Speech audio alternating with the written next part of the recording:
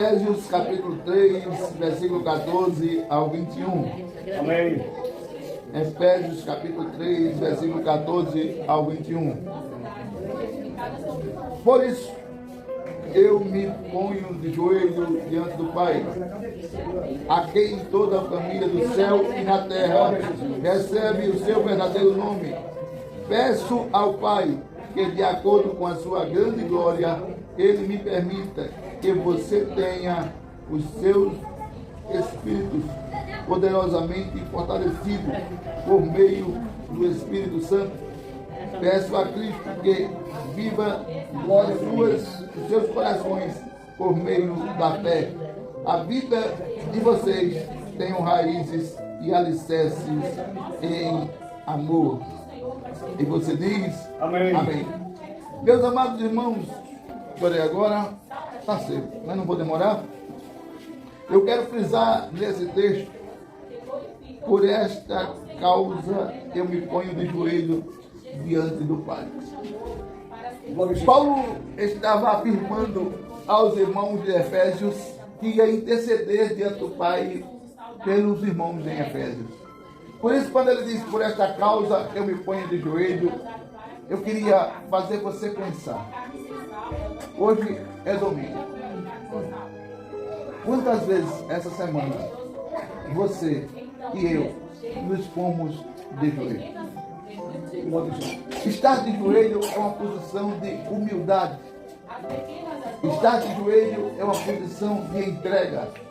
Estar de joelho é uma posição de que você demonstra ao Senhor: Senhor, eu estou nas tuas mãos. Se o Senhor não fizer, ninguém mais pode fazer. A história conta que muitas mulheres se puseram de joelhos por seus filhos.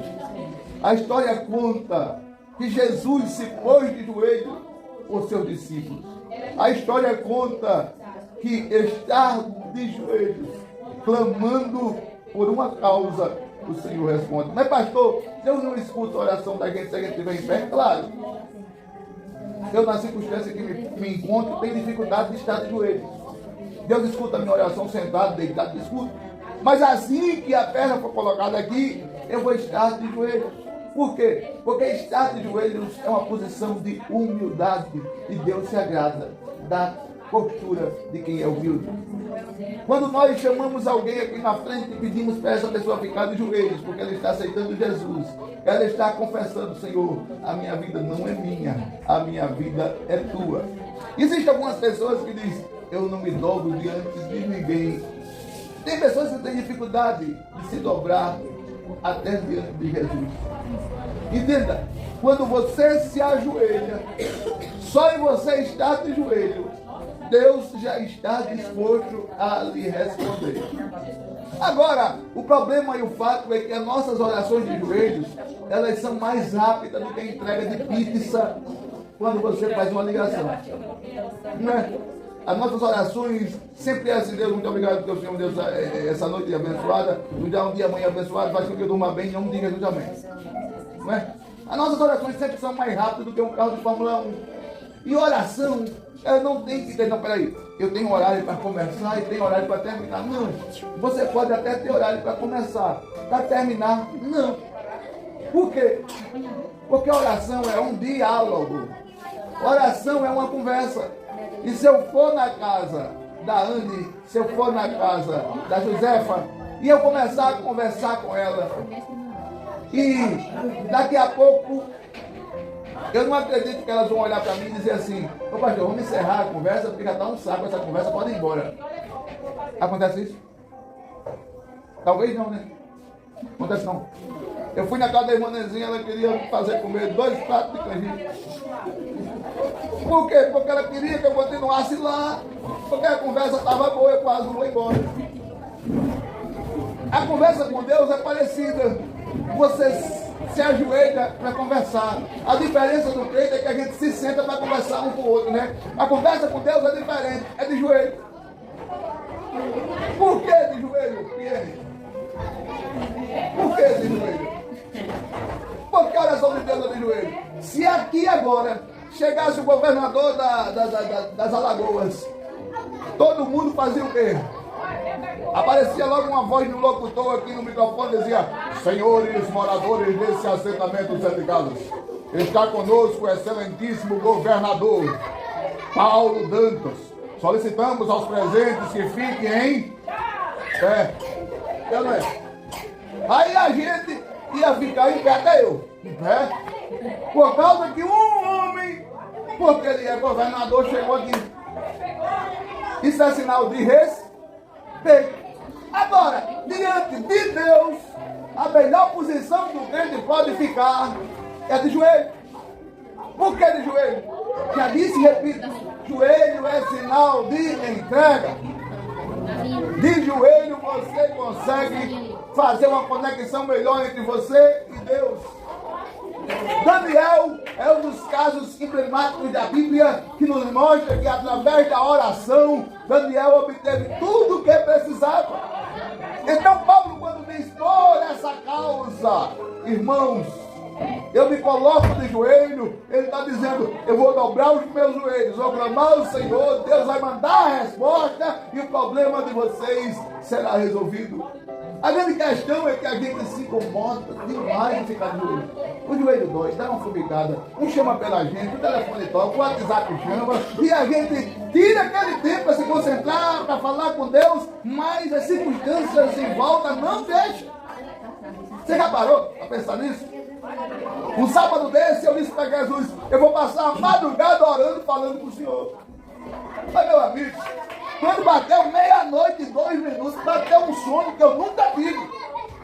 E aquele sono estava dizendo para mim: a cama está melhor do que orar. Eu disse: a cama está melhor do que orar. Mas a propósito que eu fiz é que eu ia ficar orando.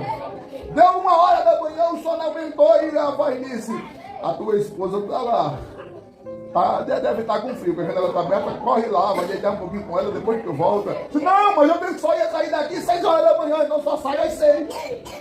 Então, tudo atrapalha para você sair do propósito de Deus. Mas eu estava determinado a não sair da presença de Deus. Perceba? E tive o privilégio de ouvir por volta de 40 áudios dizendo: Deus, através da oração, respondeu o que eu precisava. Sabe por quê? Porque quando alguém se põe a orar por alguém, Deus abençoa a mim que orei e a você por quem eu orei. Muitas vezes a bênção de Deus, ela está à nossa disposição. Só falta a gente abrir a porta. Qual é a porta? A porta da oração. Ah, pastor, não gosto de orar. Eu também não gostava não. Tem uma coisa que eu chamo de coisa diabólica. Para quem sabe ler, para quem sabe ler. Você pode estar sem sono nenhum. Você dormiu à tarde até 7h da noite. Você acorda às 8. Você está sem sono nenhum. Quer ver o sono aparecer rapidinho? Abra a Bíblia, lê.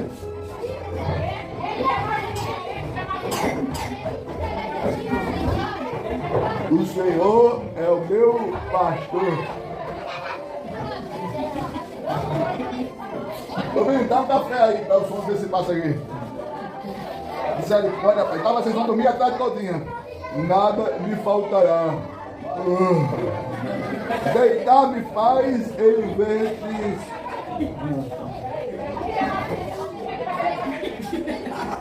É ou não é? Por que o sono só chega na hora que você vai meditar na palavra? Você dormiu de 2 da tarde às 7 da noite. Não é para ter sono. Sabe por que esse sono aparece? Porque no mundo espiritual não querem que você leia a Bíblia, porque a Bíblia alimenta você, fortifica você, para você continuar crendo com fé. Dizendo: não, eu não desisto de Jesus, eu não desisto da igreja, eu não desisto da fé, eu não desisto de continuar nos caminhos do Senhor. Agora, você pode não ter dormido nem 1 minuto durante a tarde.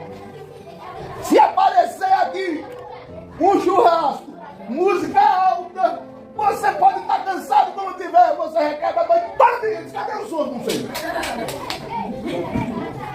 Não é assim. Por quê? Isso é a briga da carne, isso aqui, com o seu espírito. O seu espírito quer lhe conectar a Deus. E a sua carne quer desconectar você de Deus e conectar você ao mundo. Essa briga constante. Se eu parar para assistir qualquer filme no YouTube, não me dá sono. Agora, se eu parar para abrir isso aqui e ler a Bíblia, não dá 5 minutos. É um sono que parece que eu tomei 5 dias de uma vez só. É impressionante. A minha esposa até diz: meu amor, você está sem sono, lê a Bíblia. Aí eu digo: não, que a Bíblia não é de exame. Então, perceba, a oração é a mesma coisa. Você pode estar sem sono, você pegou para ler a Bíblia, meu amigo, parece que você abriu um remédio sonâmbulo para tomar. E eu posso te dar um conselho, com toda certeza. Insista em meditar na palavra, insista em ouvir louvores, insista. Não é interessante que eu fiz um teste comigo mesmo. Quando eu torcia, não zombem de mim, quando eu torcia pelo Vasco. Aí, o Vasco acabou de terminar um jogo dia de quarta-feira, 10 horas da noite, 10h30. Eu botava lá no raidinho a resenha. Não tem resenha depois do jogo? Não, fulano jogou mal, fulano jogou bem, fulano marcou mal, fulano marcou bem, fulano fez isso, o goleiro defendeu, não sei o quê. Quando eu estava ouvindo a resenha do jogo, deitado, o som não vinha. O meu ouvido estava bem ligado lá. Rapaz, mas o lateral esquerdo, Felipe jogou bem. Aquela esquerda é top demais. O goleiro Carlos Germano fez defesas maravilhosas. Pedrinho foi maravilhoso jogando. O atacante Donizete jogou com a maravilha. E o som não batia. Estava lá deitado na cama. O som não chegava. Terminou a resenha. Aí eu dizia: vou dormir ouvindo louvor. Aí colocava aquele louvor: quando eu chorar, vou me lembrar que até aqui o Senhor me sustentou. A mulher só faltava dizer: quando eu chorar, vou me lembrar. É claramente que é um jogo, uma briga entre a carne e o espírito. E eu tinha que jogar água no rosto. Não, mas não é possível, eu fiquei acordado a resenha todinha do jogo. Mas na hora do louvor, eu vou dormir no primeiro, segundo? Não posso. E essas madrugadas que eu fico orando, uma vez por mês, eu tenho um sábado para isso, é uma briga constante. Minha esposa bota 2 maçãs, quase 3 melancia lá, não é toda uma vez não, mas ela bota uns pedaços lá de melancia. Ela bota lá a goiaba, ela bota lá a uva. Eu digo: minha amiga, se você colocar essa coisa todinha para não dormir, pelo amor de Deus, só bate mais 2 goiabas, senão amanhã eu vou estar o dedo. Mas é tudo para não dormir. Mas se fosse o jogo da Copa Brasil e Itália, precisava daquilo tudo para não dormir? Nada. Eu estava lá, filho. Tocou errado. Era para ter jogado na esquerda, jogou na direita. Não, tá errado. Por quê? Olha, Jesus. Se ponha, se aprenda a se pôr de joelhos. Sabe? Enquanto você tiver 2 joelhos e uma boca, você vai ter vitória. Enquanto você tiver 2 joelhos e uma boca, Satanás não vence as batalhas. Enquanto você tiver 2 joelhos e uma boca, você vai sair vencedor no meio das guerras. Enquanto você tiver 2 joelhos e uma boca, Deus vai responder você. Enquanto você tiver 2 joelhos e uma boca, Deus está disposto a lhe ouvir. E eu vou lhe ensinar um método muito fácil. Não precisa você ler um capítulo por dia. Não. Só leia 5 versículos. Dentro de um dia, eu acho que o momento mais ocupado com uma mãe é no período de 9 a meio-dia e entre 3 e 4 horas ela costuma estar mais desocupada. Estou errado? Estou falando de mãe, estou falando de pai não, tá? Vamos supor que em 24 horas você consiga detectar: olha, de 3 às 4 horas eu estou mais ocupado. Já sei. Vou pegar 20 minutos de 4 horas, de 4 horas até 4h20. Eu vou tirar 10 minutos de oração, 10 minutos de leitura. Ou 5 minutos de oração, 5 minutos de louvor, 10 minutos de leitura. Faça isso. Você vai perceber A maioria das pessoas que casam, têm filhos, e até aqueles que não têm, tem amargura no dia a dia, não é? Porque quando não é no casamento, o problema é no financeiro. Quando não é no financeiro, é na saúde. Quando não é na saúde, é no familiar. Quando não é no familiar, é você consigo mesmo.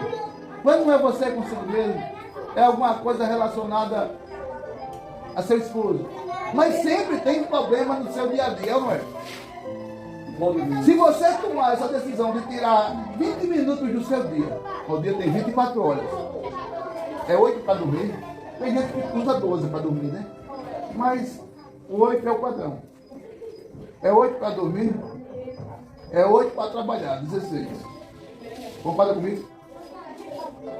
Tem mais 8 para fazer as 24, né? Estou errado ou estou certo? Estou certo. O dia é dividido em 3 partes de 8 horas.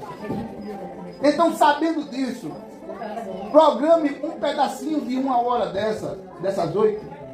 Olha, 8 horas eu vou estar dormindo. 8 horas eu vou estar trabalhando nas coisas de casa. E nessas 8 eu vou dividir para meu marido, com meus filhos, para mim e para Jesus. O meu marido, os meus filhos, para mim e para Jesus. Quanto dá isso aqui? Você está entendendo? O dia é dividido em 3 pedaços, 3 partes de 8, concorda? 8 para dormir, 8 ou 10 para trabalhar. Ok? Eu sei que tem gente que trabalha mais. O senhor tem 2 motores de trator aí dentro. Então, se você trabalha 8, dorme 8 e resta 8, vou tirar 1 hora para os meus filhos, 1 hora para mim, 1 hora para o meu marido. E com essa 1 hora eu vou fazer o quê? Dessa 1 hora eu vou tirar 20 minutos para Jesus. Nesses 20 minutos eu tiro 5 para orar, 5 para louvar, 5 para ler e 5 para agradecer. Que tal você fazer isso? Você vai perceber que o seu dia vai ficar mais leve. Você vai perceber que o seu dia vai ser diferente. A minha esposa faz exatamente isso que eu estou dizendo a vocês. Ela acorda todo dia. 4 horas, 4 e meia da manhã. Todo dia. Aí ela corre para a sala e eu no quarto. Aí ela olha lá e ela não precisa ser isso, porque ela já está acostumada, mas ela tira 3 horas por dia. Uma para ler, uma para orar e uma para estudar a Bíblia. 3 horas. Todo dia! Por isso que ela manda aqueles áudios para você. Todo dia eu digo feriado. Feriado não tem conversa não, vamos fazer. Então, eu não vou dizer a você que eu tiro 3 horas para ler, que eu não leio mais, a Bíblia não ajuda, eu leio pouco. Mas eu escuto a Bíblia. Nada do que eu prego, a maioria, é porque eu li, mas é porque eu escuto. Então, por quê? Porque a minha vista perdeu mais ou menos 30%. Então perceba, se a minha esposa recebe bênção como essa, que o carro sem óleo, o carro está sem óleo, está rodando? Como é que pode? Isso tem como, irmão? Pode abrir ali o sapo para ver se tem óleo. E ela veio me perguntar, o que é que a gente faz? A gente chama o irmão Renilson? Não, senhora. E o que é que a gente faz? Não vai ter culto hoje? Vamos cancelar o culto? Eu disse, não, senhora. E como é que a gente faz? Se a gente vai no carro da gente mesmo, que Deus sabe que a gente está fazendo a obra, então ele que mantém o motor funcionando sem óleo. Mas a gente vai no carro da gente. Ela disse, você entende tudo. Eu disse, o carro veio. E ela quer ir para Maceió amanhã. Eu vou me invocar e vou dizer que a gente só vai em Maceió na quinta-feira. Vai rodar até quinta-feira, senhora. É negócio de doido? Não. É fé, porque a gente não pode ir antes de quarta, de quinta, tem que ir na quinta mesmo. Porque a gente tem academia, tem um bocado de coisa para resolver aqui.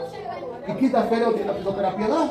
Então, Jesus vai segurar o motor funcionando, normal, até quinta-feira. Por quê? Porque eu sou bonitinho? Não. É porque a gente tira momentos para ficar com Jesus. E quando a gente tira momentos para ficar com Jesus, a gente gera intimidade. Quando a gente gera intimidade, ele diz, diga que eu faço. Diga que eu cumpro. Diga que acontece. Glória a Deus. Agora, pense comigo. Você precisa ter intimidade com Jesus. Eu tenho intimidade com a Piedade. Aí alguém liga para mim e diz, ô Júnior, será que se eu ligar para a Piedade, ela vai assar aqueles peixes gostosos para E ela me dá pelo menos uns 2 para eu comer com cuscuz. Eu digo, ela lhe conhece. Aí a pessoa diz, não conhece não. Eu disse, então não vai pedir não, que ela não vai dar não. Então fala o seguinte, liga para ela e pede por mim, que a tua ela dá. Por quê? Porque a gente tem intimidade. Agora, tem gente que quer pedir bênção a Jesus sem ter intimidade com ele, sem tirar um tempo com ele, sem ter aquele acesso com ele. Tem pessoas que se aproximam de Jesus só na hora da angústia, só na hora da agonia. E na hora da abundância? Não, na hora da abundância eu prefiro estar perto de outras coisas. Procura Jesus em todas as horas. Glória a Deus. A irmã Nezinha tem um hábito que eu acho maravilhoso. Quando ela tem dúvida da Bíblia, ela manda um áudio para mim, pastor. Eu li Provérbios, não entendi o que li. O que é que o senhor me diz de Provérbios, capítulo tal, versículo tal? Aí eu vou explicar para ela. Aí eu digo, olha que maravilha, ela tirou um tempo para meditar na Bíblia. Eu vou meditar se eu não entender? Mas começa assim. É desse jeito. Daqui a pouco eu vou chegar aqui e a irmã Nezinha vai dizer, pastor, pode deixar a vaga de pregar para mim, que hoje quem vai pregar sou eu. Então, entenda. Como é que você quer ter intimidade? Aí eu ia começar a pregar agora. Primeiro passo para ter intimidade: diálogo. E o diálogo de um crente com Jesus começa de joelho. Você vai lembrar que lá em Lucas sobe ao templo um fariseu e um publicano. E o fariseu é aquele povo arrogante, prepotente, cheio de direito, que se achava a última bolacha do pacote. E o fariseu entra no templo, batendo no peito e diz: Deus, eu dou graça ao Senhor. O fariseu estava em pé. Eu dou graça ao Senhor que eu não sou como esse miserável desse publicano. Eu dou muita oferta. Eu dou dízimo. Eu dou graça ao Senhor porque eu tenho condições de fazer isso. E a Bíblia diz que o publicano orava baixinho e não se achava digno nem de olhar para o céu. E dizia: Senhor, tenha misericórdia de mim. Eu sou pobre, pecador. Perdoa os meus pecados. Aí Jesus disse aos discípulos: foi para casa perdoado. O publicano e o fariseu não. Glória a Deus. Deus gosta de responder a oração, mas quando ele vê sinceridade, humildade e prazer. Glória a Deus. Mas pastor, orar é bom? A princípio não. É cansativo, o joelho dói, dá sono, o cotovelo incomoda. A princípio é difícil, mas quando você gera um hábito, você nem vê a hora passar. O sono vem, mas você consegue vencer. Gere uma ligação, um elo de intimidade com o Senhor. Ore. Como Paulo disse, por esta causa eu me ponho de joelhos. Eu quero terminar dizendo, tem causa que o juiz não vai resolver. Tem causa que o promotor não vai resolver. Tem coisa que o delegado não vai resolver. Tem coisa que o advogado não vai resolver. Tem coisa que a oração pode resolver. Eu me lembro de um caso que aconteceu aqui na cidade de Olinda, Pernambuco. Um irmão estava passando necessidade. E esse irmão saiu de casa dizendo para a esposa: meu amor, eu estou sem condições de comprar 1 quilo de sal para a nossa casa. Eu vou sair por aí para ver o que é que vai acontecer, o que é que Deus tem para a gente. E ele saiu.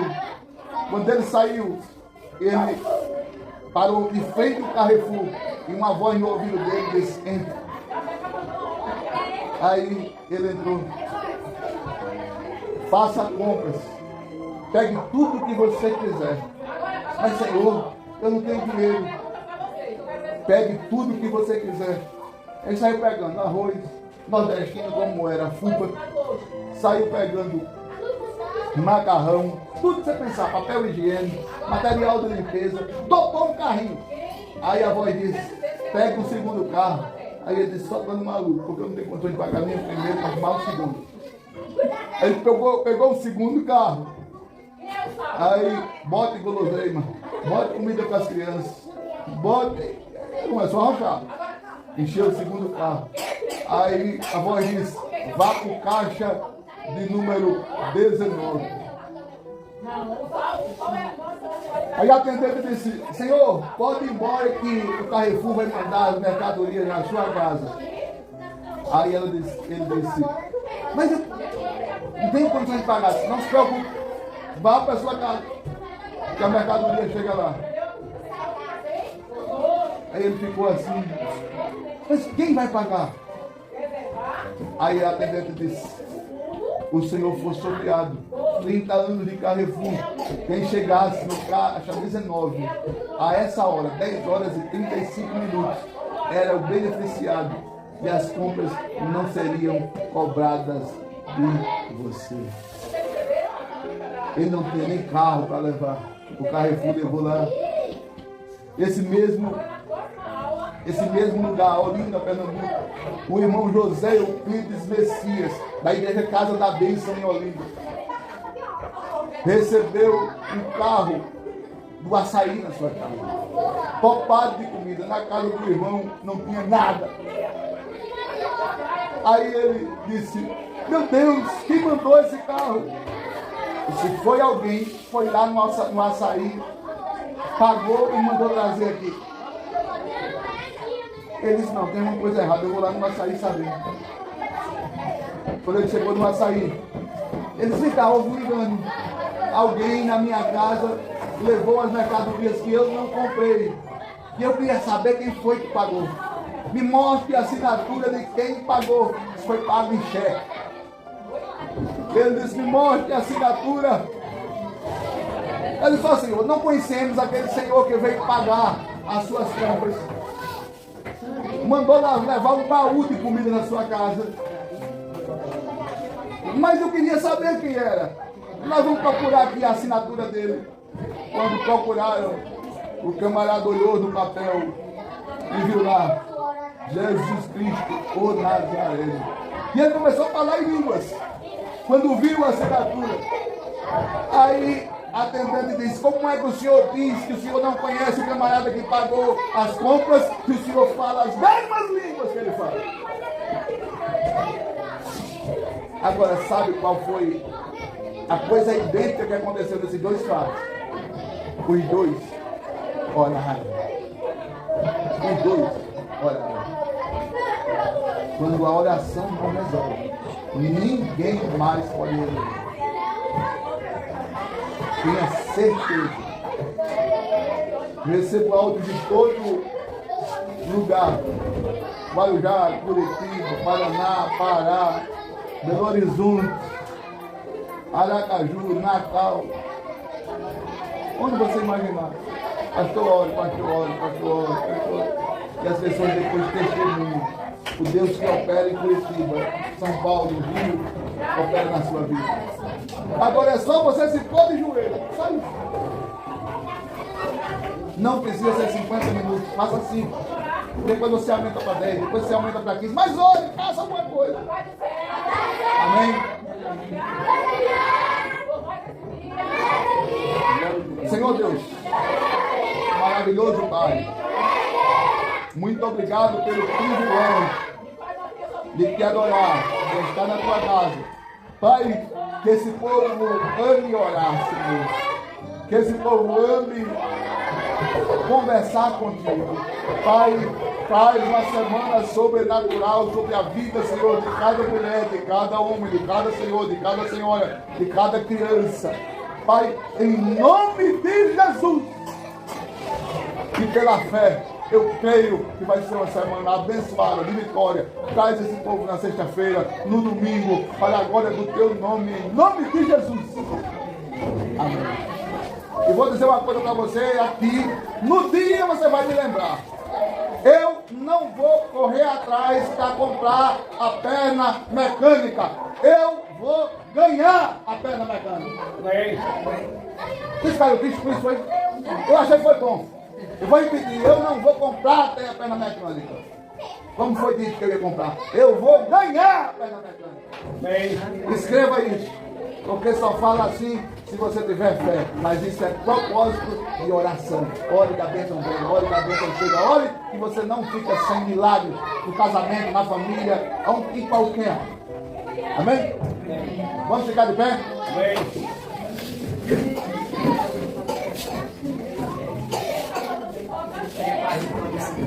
Que o amor de Deus, a graça do Senhor Jesus e as doces consolações do Espírito Santo seja com você, a sua família, a sua casa, a sua vizinhança, o seu bairro, o seu endereço, não só hoje, mas toda essa semana e sexta-feira nós estaremos aqui. E você diz, está fraco, você diz.